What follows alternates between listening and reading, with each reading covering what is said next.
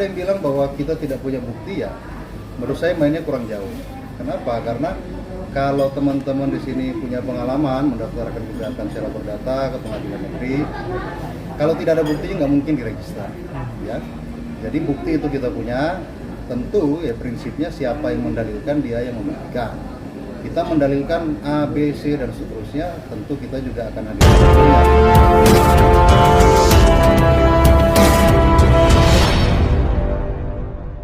Tia dan Bang Putu ya. Tegar Putu ya. Oke Bang, terkait memasukkan gugatan perdata terhadap Denny Sumargo itu Bang, itu sejak kapan dan apa yang dituntut dari gugatan perdata itu Bang? Ya, Mas Tegar ini. Oke teman-teman, jadi sebenarnya kami sudah mengawali itu dengan memberikan teguran secara tertulis kepada Pak Densu. Benar ya, Densu ya panggilannya. Kita sudah sampaikan somasi, teguran tertulis kepada Densu itu, dan kita menunggu respon dari dia. Kita sudah sampaikan surat, kita tunggu respon sampai waktu yang kita tentukan, tidak ada respon, tidak ada klarifikasi, sehingga kita menuju kepada level berikutnya, yaitu memasukkan gugatan secara keperdataan. Kenapa kemudian gugatan ini kita lakukan? Pertama dan yang paling utama sebenarnya, ya terlepas dari asumsi atau dugaan yang beredar di luar, tujuannya adalah untuk mendapatkan kepastian hukum bahwa klien kami, saudara Tia dan Densu itu memang punya perjanjian lisan sejak awal mereka bekerja sama di tahun 2015. Bahkan sebelum itu juga sudah bekerja sebagai asisten. Kita hitung aja dari 2015 sudah menjadi manajer, dan dasarnya adalah perjanjian, kesepakatan antara Densu dan Tia dan klien. Nah, tentu yang namanya kesepakatan, perjanjian, ada hak dan kewajiban. Ya. Kewajiban-kewajibannya dia sebagai manajer sudah dilakukan, namun kemudian ada hak yang tidak dipenuhi, ya. Sehingga kemudian setelah kita pelajari, kita hitung, kita baca semua, oh ternyata masih kurang nih kewajiban yang harusnya diselesaikan, ditunaikan oleh Pak Densu yang terhormat, gitu kan? Nah, itu yang kemudian membawa kita pada kesimpulan bahwa dalam konteks ini Densu sudah melakukan cedera janji. Dia mencederai janjinya, ingkar terhadap janjinya. Tapi untuk menguji itu, pengadilan tempatnya. Sehingga kita awali dengan memberikan surat teguran dulu. Surat teguran tidak ditanggapi setelah batas waktu yang sudah kami tentukan dalam surat itu, ya tentu kita maju ke level berikutnya. Jadi sesederhana itu posisinya. Surat teguran itu tertanggal berapa? Yang pertama, yang kedua, gugatan tersebut dimasukkan tanggal berapa, Bang? 27 itu berarti 20 gugatan itu didaftarkan 27, berarti tinggal dihitung aja 3 hari sebelumnya. Masih 24. 24 ya, 24 itu kita 24 kita sampaikan teguran itu. Kita kasih waktu 3 hari untuk menanggapi, merespon, mengklarifikasi. Tidak ada tanggapan, tidak ada respon apapun, tidak ada. Di situ saya cantumkan juga nomor telepon yang bisa dihubungi, email. Jadi sebenarnya mudah ya. Mudah untuk kemudian merespon, tinggal tinggal kirimkan pesan singkat atau nelpon, itu kan sebenarnya udah cukup, tapi itu tidak kami terima. Akhirnya pada tanggal 27 kita daftarkan, 27 Januari kita daftarkan, dan karena itu melalui sistem elektronik ya, karena waktu itu sedang ada lockdown di pengadilan, sehingga baru diregistrasi tanggal 3 Februari. Oke, Bang, tadi kan bilang ada perjanjian secara lisan dari 2015 gitu, karena bicara perdata pasti kan harus ada bukti, Bang, tidak hanya lisan. Dari pihak Abang dan Kaditya sendiri ada buktinya? Ada dong. Jadi begini ya, kalau ada yang bilang bahwa kita tidak punya bukti, ya menurut saya mainnya kurang jauh. Kenapa? Karena kalau teman-teman di sini punya pengalaman mendaftarkan gugatan secara perdata ke pengadilan negeri, kalau tidak ada buktinya nggak mungkin diregister, ya. Jadi bukti itu kita punya, tentu ya prinsipnya siapa yang mendalilkan dia yang membuktikan. Kita mendalilkan A, B, C dan seterusnya, tentu kita juga akan hadirkan buktinya. Nah, kalau kemudian ada bantahan, ya kan, tentu dalil-dalil bantahan itu juga harus disertai bukti juga. Jadi kembali lagi, siapa mendalilkan dia membuktikan. Kalau dia membantah, silakan dia buktikan dalil-dalil bantahannya. Dan tempatnya itu di pengadilan. Oke. Kak Ditya, kenapa ingin mengajukan perdata Kak Ditya? Ngajuin perdata baru sekarang maksudnya. Iya karena apa? Ini kan salah satu bentuk usaha aja gitu.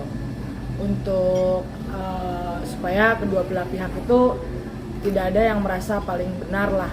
Pasti kan orang tuh punya pembenaran masing-masing. Cuma ya semua nanti dibuktikan aja di pengadilan gitu. Karena kan nanti apa yang aku gugat atau apa yang dilaporkan secara pidana itu kan nanti akan terbukti gitu. Nah ini maksud aku supaya fair juga, supaya ya aku mencari keadilan lah intinya. Nanti kan kalau misalnya udah lanjut sidang ke pengadilan ya nanti bisa dilihat keadilan itu kan akan mencari jalannya sendiri ya. Sidang perdana sendiri kapan, Bang? Tanggal 22. 22 Februari ya? Februari itu sidang pertama. Nah, biasanya memang dalam sidang perdata wajib ada mediasi. Itu wajib hukumnya. Dan kita pun membuka lebar pintu ya kan kalau kemudian ya saya harus bilang begini ya, saya harus bilang bahwa apa yang kami lakukan ini bukan untuk nyari musuh, ya kan, bukan untuk nyari lawan. Kalau buat saya pribadi nih, terlepas dari klien, kalau buat saya terlalu kecil lah kalau bermusuhan dengan saudara Denny Sumargo. Saya nggak bilang beliau kecil ya kan, beliau besar. Cuman urusannya ini terlalu, dan dia juga mengakui kan bahwa ini urusan receh. Tapi yang lebih penting dari itu adalah dalam dunia yang digeluti oleh baik Ditya dan Denny Sumargo itu banyak hal yang sebenarnya perlu diluruskan, perlu didudukan pada tempatnya, termasuk soal format kerjasama yang biasanya terjadi antara manajer dan artis yang biasanya setelah saya pelajari dan diskusi banyak dengan Ditya kok jadi kebiasaan gitu, hal-hal yang sifatnya kontraktual itu diabaikan begitu saja, padahal kan itu penting supaya kemudian hubungan kerja, hubungan antara pihak-pihak yang ada di dunia itu kan bisa terjamin kepastian hukum. Oke, tuntutannya hanya material aja, tidak kerugian immaterial? Enggak dong, kalau itu perbuatan melawan hukum baru bisa minta. Taruhan prestasi nggak minta begitu, gitu kan? Jadi itu juga ada agak salah juga pertanyaannya kalau dibilang materialnya ada. Nah, ini gugatannya wan prestasi bos, gitu kan? Wan prestasi. Berarti isi gugatannya apa aja? Wan prestasi, ya. Isi gugatannya bisa teman-teman baca di situ. Nanti selengkapnya. Tentu karena itu materi gugatan nggak bisa kita buka semua, tapi banyak hal yang nanti akan mengejutkan, termasuk soal kenapa kok baru sekarang setelah 6 tahun bekerja, ya kan, kalau merasa tidak dipenuhi janji-janjinya kok masih tetap bertahan, ya kan, itu sudah kita siapkan semua argumentasinya dan faktanya kita punya, ya nanti tunggu aja di pengadilan pasti akan terbuka dan saya yakin banyak pihak yang akan terkejut. Fakta ini nggak pernah kita buka. Dan memang klien kami selama ini menjaga perasaan semua orang sehingga fakta-fakta yang sifatnya agak sensitif kayak begitu tidak dibuka ke publik. Nah, cuman kalau bicara secara umum isi gugatan ini pasti sejak 2018 sampai 2021 ya kan, banyak kesepakatan atau fee-nya Ditya Andrista klien kami yang itu merupakan kewajiban dari saudara Densu tidak diselesaikan. Kita hitung-hitung ya kan, nilainya 700-an juta. Itu hitungan kita. Tentu nanti akan diuji lagi. Nah, seperti tadi yang saya bilang, kesempatannya nanti kan pada tanggal 22 Februari nanti ada undangan resmi, ada relas dari pengadilan yang disampaikan juga ke pihak Densu. Nah, sidang pertama akan diawali dengan mediasi. Kami berharap sih semua pihak nanti bisa duduk dan ya kalau memang ada yang mau disampaikan, sampaikan di situ, itu kesempatannya. Mbak Ditya, melihat respon dari Densu yang katanya akan membayar kewajiban yang dituntut sama Mbak Ditya dan mengatakan kalau ini cuma pembelaan dia aja yang akan menjadi tersangka di laporan dia. Nah untuk masalah yang katanya bentar lagi jadi tersangka itu mungkin ini lawyer lebih paham. Soal apa? Kan katanya bentar lagi aku jadi tersangka. Kata siapa? Kata Denny ya? Ya. Enggak, pertanyaannya tahu dari mana, gitu kan? Karena hal-hal yang begitu kan yang tahu cuma penyidik, ya kan? Dan proses hukum itu selama ini klien kami Ditya selalu kooperatif kok menjalani setiap proses. Kalaupun memang memang tersangka, ya biarkan nanti instansi yang berwenang yang mengumumkan itu. Dan kalaupun memang tersangka, itu juga masih disangka. Yang namanya sangkaan itu bisa jadi benar, bisa jadi salah. Itu bukan akhir semuanya, nanti akan diuji lagi di pengadilan gitu. Begitu. Nah, saya pikir begini, kalau kemudian dikaitkan dengan konteks pidananya ya, klien kami dituduh dengan tuduhan melakukan penggelapan, ya kan, dan pemalsuan dokumen. Nah, saya ingin bilang begini, bahwa yang namanya penggelapan itu seseorang menguasai barang yang bukan miliknya, ya kan, ini miliknya orang nih. Nah, itu baru namanya penggelapan. Nah, sekarang pertanyaannya, apakah benar barang atau sesuatu itu yang dikuasai sekarang oleh dia itu merupakan milik orang atau milik dia? Haknya orang atau haknya dia? Nah, untuk menguji itu kita bawa ke perdata. Jadi nanti biar pengadilan negeri Jakarta Barat yang memutuskan, menilai dan memutuskan, nanti memeriksa, menilai dan memutuskan ini haknya siapa, betul haknya Ditya atau haknya Densu. Kalau memang itu haknya Densu, oke, ya kan, berarti bisa lanjut itu barang penggelapan. Tapi kalau ini memang benar haknya Ditya, dan menurut pendapat kami sampai hari ini itu haknya Ditya yang dikuasai oleh Ditya, bukan haknya, bahkan masih kurang gitu kan. Nah, kalau begitu nanti hasil akhirnya, maka nggak ada namanya penggelapan.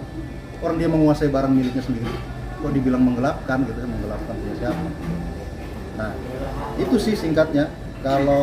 Dan saya pikir sih tidak perlulah ada pihak-pihak yang merasa di atas segala-galanya, ya, merasa lebih dari semua orang, merasa tahu. Ya, proses hukum itu sudah ada mekanismenya, kita hormati saja, ya kan? Kita hormati, sebagaimana klien kami juga selama ini sangat menghormati proses pidana yang berjalan, dipanggil kapanpun hadir, diperiksa kapanpun datang, ya kan, diminta data apapun dikasih, begitupun sebaliknya.